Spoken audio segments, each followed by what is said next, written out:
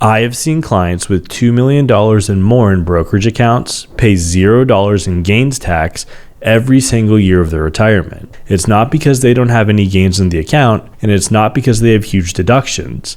It's because we use the tax code to their advantage. Understanding the tax code and planning your withdrawals around it is how you can save thousands of dollars in taxes every single year. Here's the math most people with $2 to $5 million need to know. The 0% federal capital gains rate applies to long-term capital gains for married couples filing jointly with taxable income below $98,900. That threshold includes all income, salary, RMDs, Social Security, dividends, and the gains themselves. There are two distinct time frames where this strategy works well. The first is between retirement and when Social Security and their RMDs begin, and the second is after you've successfully completed Roth conversions. In each scenario, there is no salary. RMDs are low or non-existent, and there is minimal automatic income. These are the lowest income points of your retirement, and when this strategy saves you thousands of dollars. A retiree with $600,000 in taxable brokerage, holding positions with room to realize $40,000 in unrealized long-term gains each year, can sell those positions, realize the gains,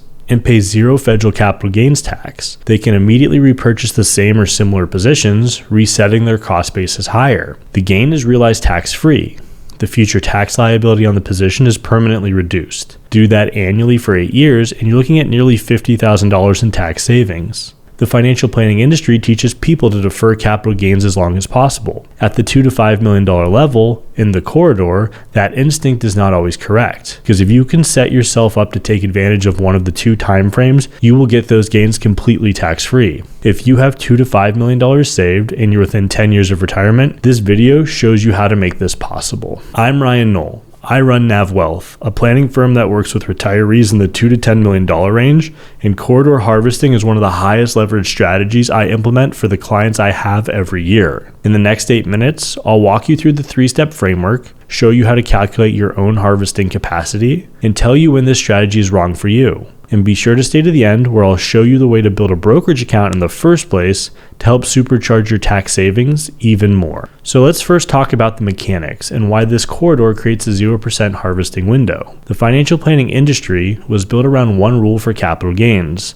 defer them as long as possible. At the $2 to $5 million level in the corridor, that rule produces the worst possible tax outcome because it leaves the 0% window unused during the years it's available. Let me show you exactly how the 0% rate works and why the corridor is the only time most $3 million retirees will ever qualify for it. The federal capital gains tax has 3 rates: 0%, 15%, and 20%. The rate that applies depends on your total taxable income, not just your gains. For married couples filing jointly in 2026, the 0% rate applies to the long-term capital gains when total taxable income, including those gains, is below $98,900. Above that threshold, the rate will jump to 15%. For single filers, your bracket is half as wide. During the working years, taxable income is almost always above that $98,900 threshold. Salary alone typically exceeds the threshold. The 0% rate is unavailable. During the RMD years, which is after 73 or 75 depending on when you were born, RMDs, Social Security, and investment income stack simultaneously on the same return. Total taxable income for people in this range is typically $150,000 to $220,000 or more. The 0% rate is unavailable. This strategy works in 2 specific situations. First, when most of your wealth is in taxable brokerage accounts, you need less Roth conversion runway, so harvesting becomes the primary lever. Second, after you've already executed your Roth conversion strategy and your pre-tax accounts are depleted or controlled, now harvesting becomes the more dominant move in your 70s and beyond. If you have large pre-tax balances and you're early in retirement, Roth conversions usually take priority, and we'll come back to that later. For a $2 to $5 million retiree, taxable income might be around $59,000 from a mix of dividends, interest, and Social Security if it's been taken. This is before your Roth conversions are performed and before any RMDs hit your income. The gap between $59,000 of taxable income during early retirement and $98,900 threshold is nearly $40,000. That space can be filled with capital gains at 0% federal tax. For a retiree retiring at 63 with a well-positioned brokerage account, that gap represents up to 8 years of annual 0% harvesting opportunity, $40,000 per year of gains that can be realized tax-free before the corridor closes. Those 8 years at $40,000 each year is $320,000 in capital gains that could be harvested at 0% federal tax. That's potentially $50,000 in tax savings. Most people leave every dollar of it on the table. This income control is what will help you live your 70s and beyond in a very low tax environment. Here's why most $2 to $5 million retirees never use the 0% capital gains rate, even though they qualify for it every year in the corridor. Reason 1 is the deferral instinct. I review retirement plans every week where the brokerage account is $200,000 to $400,000 in unrealized gains or more, sitting there, untouched, accumulating a future tax liability that grows every year the corridor goes unused. Every financial planning conversation about capital gains focuses on deferral. Don't sell. Don't trigger the gain. Let it compound. That advice is correct during the accumulation phase when income is high and every gain realized is taxed at 15 or 20% plus 3.8% for net investment income tax in some cases. It is exactly wrong if you're in one of the two scenarios we just covered, when income is low and the same gain can be realized at 0%. The instinct to defer that served the investor well for 30 years and becomes the instinct that costs them. Reason 2. Nobody runs the corridor income projection. Qualifying for the 0% rate requires knowing your total taxable income for the year, including the gains you plan to harvest. Most people don't run this calculation. They don't know whether they're above or below the threshold. They don't know how much space they have, so they don't harvest, because nobody showed them the number. And the third reason is that retirees over-index on Roth conversions. Roth conversions are a necessity in most retirement plans. That does not mean that they're not overused. In certain situations, Roth conversions only cause you to pay more in lifetime taxes, specifically over converting when you have charitable intent or converting when you are never going to climb to the brackets over the 12% threshold.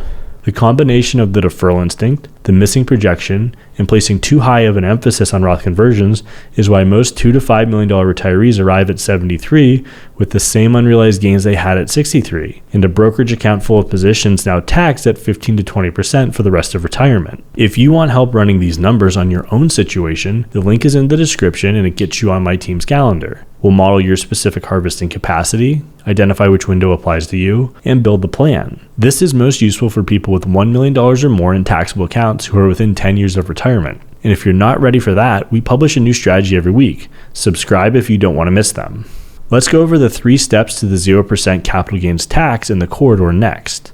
The 0% capital gains harvesting strategy requires 3 specific steps executed in sequence before December 31st of each year. Before we go over it, we need to define taxable income. Taxable income is just your adjusted gross income less the greater of your standard or itemized deductions. Adjusted gross income is just all of your income added together. So step 1 is to calculate your threshold space. Your threshold space is the gap between your projected taxable income for the year and the $98,900 0% rate ceiling.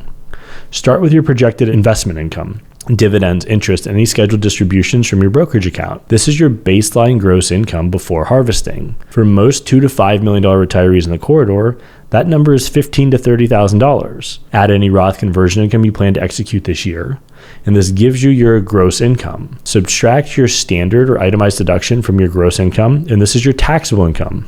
Next, take the $98,900 threshold and subtract your taxable income from it. That is your bracket space available. For a retiree with $25,000 of investment income and $40,000 of planned Roth conversions, the available space for 0% capital gains is calculated as follows. Add the $25,000 of investment income to the $40,000 Roth conversion.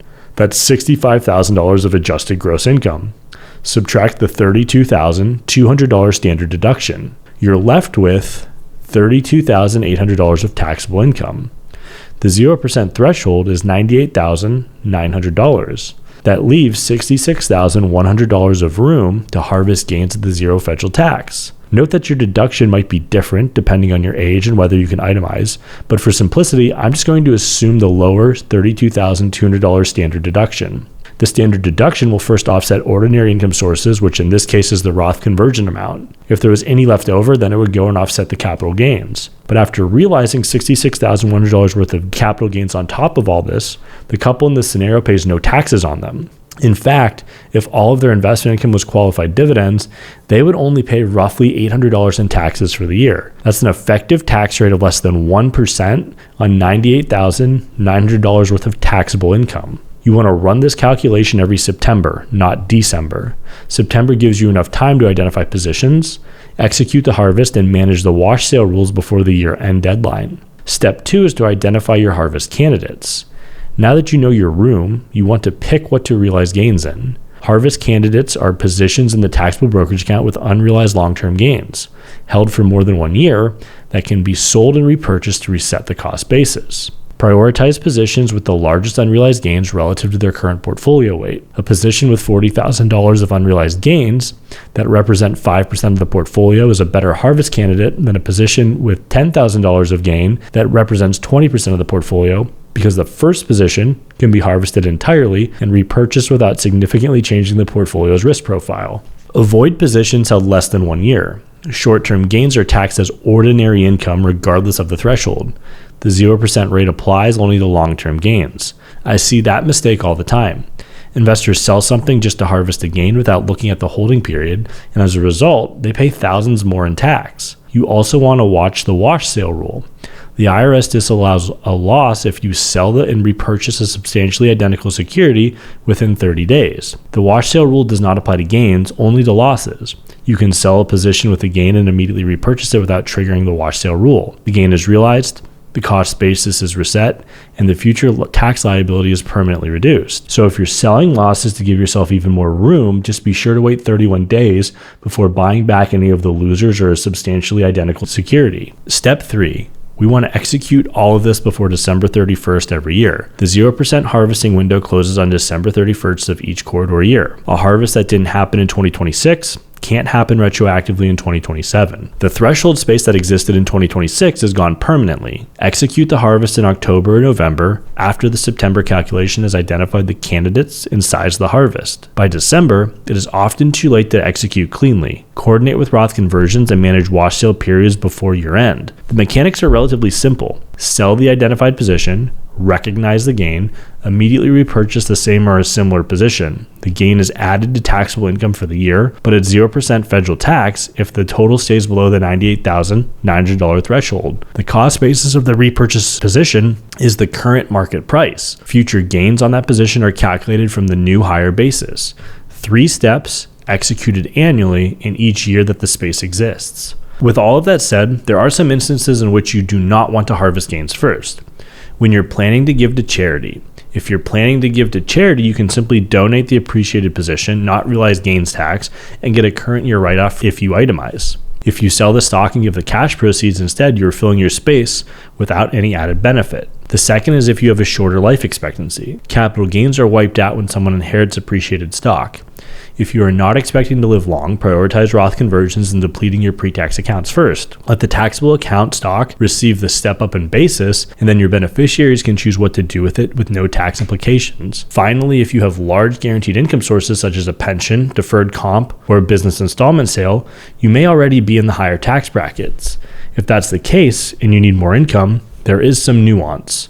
First, you want to see how your pre-tax accounts will grow. If they end up tipping you into a higher tax bracket when stacked on your guaranteed income, prioritize Roth conversions or spending from those accounts to limit the damage first. Those are the 3 scenarios that need to be accounted for before blindly committing to the 0% gain strategy. Everything we covered so far works on the brokerage account you have, but the supercharge is how you build the brokerage account in the first place, because the right portfolio structure can increase your harvesting capacity without changing that strategy at all. The principle is simple. Every dollar of taxable income or net gain you can keep out of your AGI is a dollar of harvesting room you preserve. There are 2 big levers for this, one on the bond side and one on the equity side of the portfolio. Structuring your portfolio so that it limits gains and the income that it kicks off annually only gives you more room to execute each year.